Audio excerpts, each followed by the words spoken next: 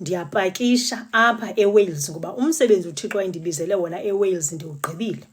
Ndiyathwala impahla ndiyahamba ndiyotshona le ko-England. Bandilindile phaa, bendinibalisele the other day uba mna lo uThixo wandikhangelela umsebenzi ngendlela esisimanga. The very same woman owayexakene nobomi phaa kula South Africa, umsebenzi ndingawufumani indawo phaa eSouth Africa. Ndibangathi ndinikhumbuze kwakhe kwaphela unyaka 3 years ndikhangela umsebenzi.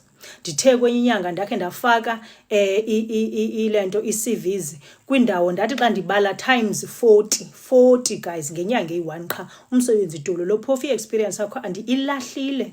Ndine-experience eninzi kabi but idolo lo umsebenzi. Yeah.